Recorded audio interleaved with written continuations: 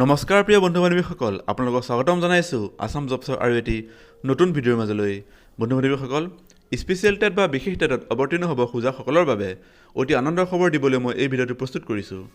Special TET বা বিশেষ TET কেতিয়া অনুষ্ঠিত হ'ব আৰু এই টেটৰ অনলাইন আবেদন প্ৰক্ৰিয়া কেতিয়া আৰম্ভ হ'ব আৰু এই টেটৰ নিযুক্তি প্ৰক্ৰিয়া কেতিয়া চৰকাৰে সম্পন্ন কৰিব ইত্যাদি অনেক প্ৰশ্ন আমাৰ সকলোৰে মনত অনেক দিনৰ পৰাই সৃষ্টি হৈ আহিছে। আৰু এই স্পেচিয়েল টেটৰ সন্দৰ্ভত বিভিন্ন সন্থা সমিতি আৰু বহুতে নিজাববীয়াকৈ বিভিন্ন আন্দোলন কৰি আহিছে।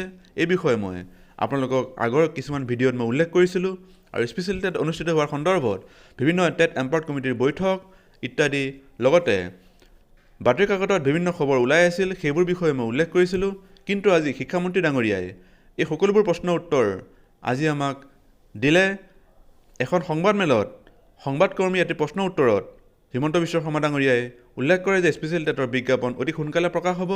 হয়তো জানুৱাৰী মাহত আপোনালোকে এই টেটৰ সন্দৰ্ভত বিভিন্ন ভাল খবৰ আপোনালোকে পাবলৈ সক্ষম হ'ব।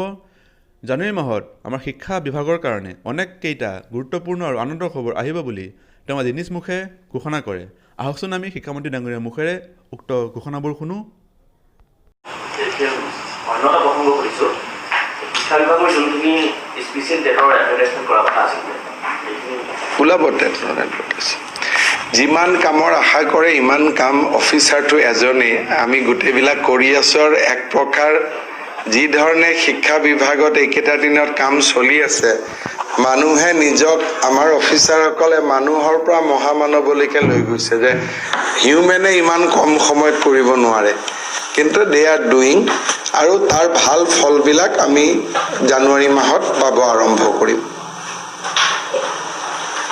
গতিকে আপোনালোকে শুনিলে যে শিক্ষামন্ত্ৰী ডাঙৰীয়াই নিজ মুখে ঘোষণা কৰিছে যে স্পেচিয়েল টেটৰ বাবে বিজ্ঞাপন অতি সোনকালে প্ৰকাশ হ'ব আৰু জানুৱাৰী মাহতে শিক্ষা বিভাগৰ কাৰণে বহুতকেইটা গুৰুত্বপূৰ্ণ আৰু আনন্দৰ খবৰ আমাৰ মাজলৈ আহিব। LP UP আৰু হাইস্কুলৰ নিযুক্তি প্ৰক্ৰিয়া যি চলি আছে, সেই নিযুক্তি প্ৰক্ৰিয়াসমূহ জানুৱাৰী মাহতে সম্পন্ন হ'ব। লগতে স্পেচিয়েল টেট বা বিশেষ টেট হয়তো জানুৱাৰী মাহত অনুষ্ঠিত হ'ব পাৰে বুলি তেওঁ এটি সম্ভাৱনা আজি ব্যক্ত কৰিলে।